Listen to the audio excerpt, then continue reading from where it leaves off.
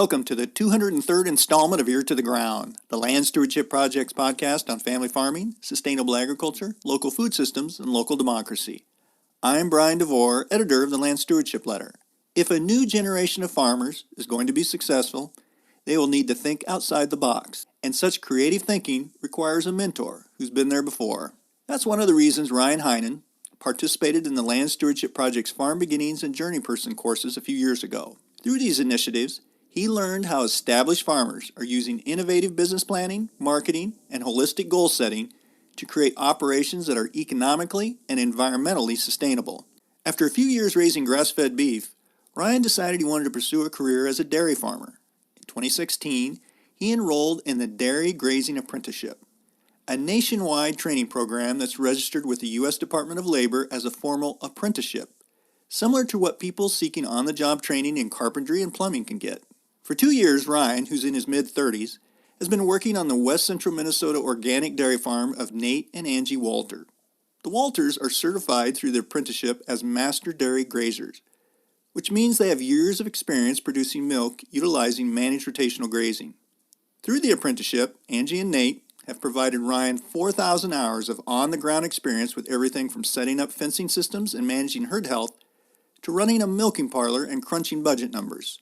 During the apprenticeship, beginning farmers like Ryan also take online courses and participate in workshops and pasture walks. They're paid at least $8 an hour. Some of that pay can come in the form of housing, food, and heifer calves. Ryan, along with his wife Barbara and their 2 small children, have been living on the Walter farm in an extra house the family has. This has provided the young family with a first-hand feel for the quality of life issues related to dairy farming. Grass-based livestock production can be a low-cost, profitable way to farm, but it's also management-intensive. That's why a hands-on apprenticeship can play such a critical role in getting a beginning farmer successfully established. As he was wrapping up his 2-year apprenticeship, I visited Ryan on the Walter farm. He talked about why the Dairy Grazing Apprenticeship was a natural next step for him after Farm Beginnings and Journey Person, and why he chose grass-based livestock production. We also discussed some of the challenges even the most well-trained farmers face as they set out on their own. So Ryan, you took Farm Beginnings when it was in South Dakota and also Journey Person. And kind of your next step along your way was this Dairy Grazing Apprenticeship program. And you had talked a little bit earlier about how through Farm Beginnings you kind of narrowed your focus a little bit, kind of got some experience with business planning, but you really felt you needed to, and you had kind of narrowed your focus to, you knew you wanted to do grass-based farming, but the Dairy Grazing Apprenticeship has helped you maybe narrow that a little bit more and get some real on-the-ground experience in dairy grazing. And maybe could you just talk a little bit about why that was kind of the next natural step for you to do that? Well, I learn best by doing, I think, and so the Farm Beginnings and Journey Person gave some good background kind of knowledge about planning and running a farm business, but I felt like to have the confidence that I needed to start on my own, a dairy, that I needed to work on a grass-based dairy and learn how that was different from even the beef grazing that I'd done in the past, I guess. And one of the things that I kind of learned today was it's kind of you have to apply to this program. It's a little bit of it's not as simple as it sounds. It's not like just going to work for another dairy, because you had looked at maybe just working on other dairies, but you were specifically looking for certain things, and it sounds like Nate and Angie were looking for specific things as well. Yeah, I had looked at other just getting a job on a normal dairy, but I knew I wanted a grass-based dairy and preferred organic, and the Dairy Grazing Apprenticeship set me up with farmers that were like-minded and were doing what I wanted to do. They're there to teach as well as, I'm there to work, but also to learn, and so they're open to explaining why they do things a certain way or giving me time off to go to a pasture walk or some other tour. We have similar goals, I think, what we want to accomplish. Well, it sounds like you've been able to get a sense. It's and one of the advantages to this particular apprenticeship is you're living right on the farm. So you get a sense of what it is to be a dairy farmer 24/7 and kind of see, how it affects family quality of life and what it means to be kind of on call all the time, for better and worse kind of thing. It's really helpful to live on site, but it also does give me the feeling of what it'll be like to be on my own dairy. And I think just learning, besides learning the farm part of it, learning how to balance kind of the family life and seeing my wife and kids and figuring out that, well, I working all day, we're busy, I'm going to grab my, little boy and we'll go out to get cattle together or something. Can still see them and also teach them about what I'm doing, because that's, long term, would like them to be involved with our farm in the future.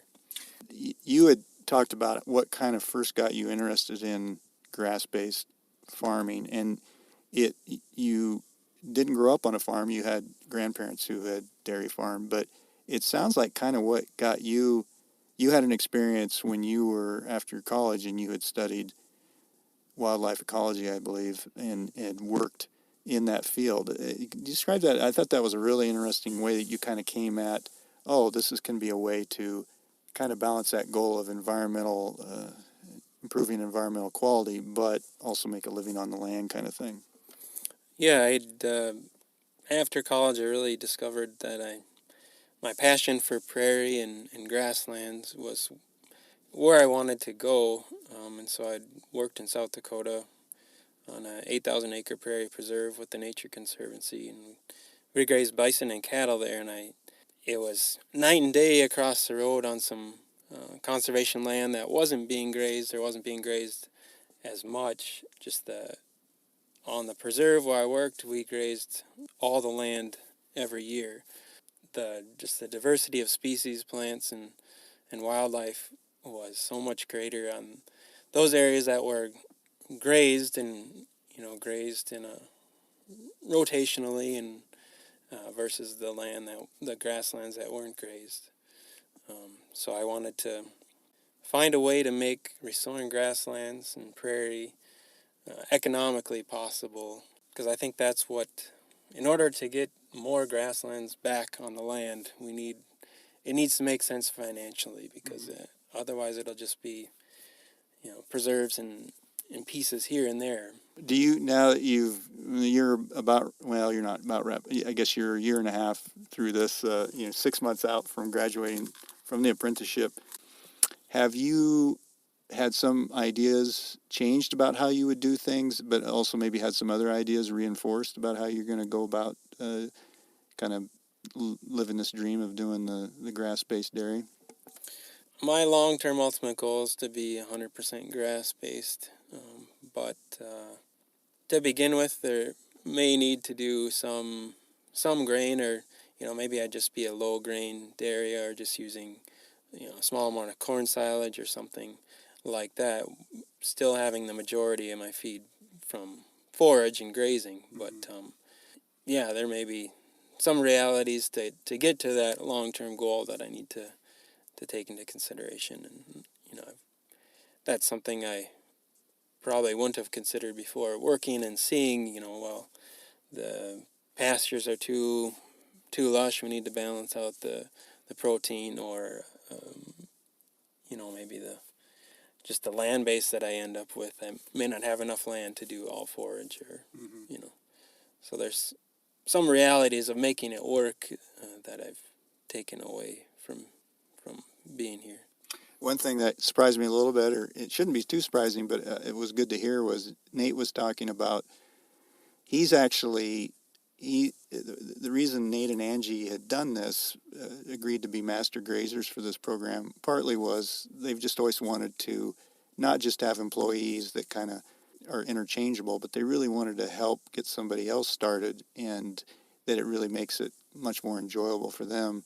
One of the things he mentioned was he learned stuff from you as well, and one of the things we're actually sitting here looking at, I think this is the example that he talked about, where this is some land that, I don't know, could you I think it's a good example. He's still learning a little bit, and you were able to bring in some fresh ideas, and kind of he seemed very happy with how this has worked out. But explain what you guys had done here.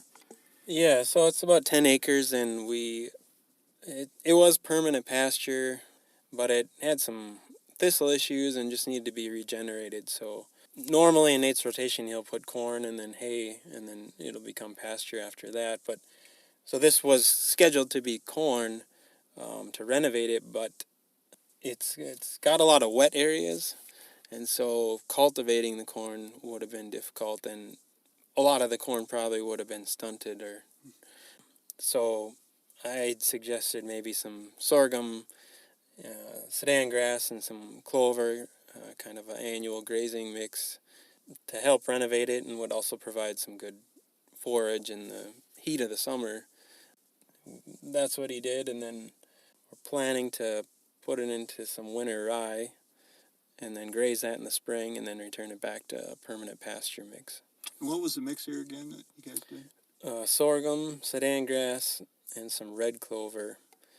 And then there's also some volunteer clovers and orchard grass and some fescues and stuff from when it was permanent pasture that's kind of volunteered, and it's created a pretty good mix, actually. Yeah. We grazed it through twice, and then now they're getting a little bit, but it's been a good spot. Well, that struck me because he was saying that it's, it's not like just the typical employee-employer situation. He really has learned some stuff and also maybe helped. You had brought in some ideas that, you talked about them, but maybe that's not going to work out on this specific farm. And it sounds like another valuable part of that, too, is being able to go to other farms where they have apprentices and kind of network with them as well as established farmers a little bit. That network has been important. Yeah, part of the apprenticeship is we go to pasture walks and look at other farms and also meet with other apprentices, and you get a variety of ideas of how people are making grass-based dairy work, and then can bring that back and talk about it and maybe figure out why it may or may not work here. And yeah, that network of people is going to be really important when I start on my own, so I have some number of people to call if I have a question or something's not working or maybe just need a hand or something. So that's something I hadn't considered originally when I did it, but it's going to be very valuable to me in the future. You feel fairly confident? I feel I'm ready. I feel confident. It's going to be, I know it won't be easy, and there'll be some trial and error, but I think it's better than if I had tried it on my own. Yeah. I think the chances of success are much higher. Yeah, I guess I believe that, well, we all need food to live, and I think there's ways to produce food that is also good for the land and wildlife. I don't think it has to be either farming or conservation land. I think it should be the same place. I guess that's what I'm hoping to accomplish, is to find a way to make that work where grasslands and farmland or pasture land can produce good food and keep the environment in good shape or better shape. Yeah. Can you talk a little? One of the next big step for you after you graduate from the apprenticeship is finding land, and I know you already started looking. Yeah, it seems like there's some land around, but in areas where there's a lot of crop grain farming going on, a lot of the farms get split up where they'll split off, the 10 acres or so that the buildings are on and then sell the cropland. And then, for a grass-based dairy and to be organic, you need to graze. And so you need to have the pasture near the facilities where you're milking.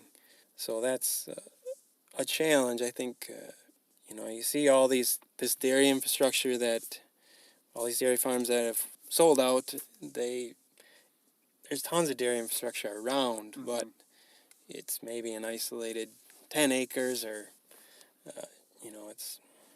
it's not functional anymore in a pasture-based system. And yeah, I think you need that, and the people on the land, if we want that, then there is that idea that, there isn't a future, but I think there is, and it seems like, especially grass-based or grass-fed meat and milk, it seems to be gaining popularity, and if people choose to support that type of agriculture, I think it will exist. There's lots of people that want to do it, so I don't think there's a shortage of people willing to produce it in a way that would support young farmers.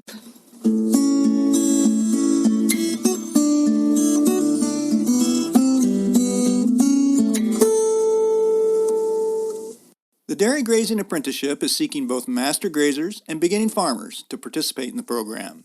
For more information, see www.dga-national.org.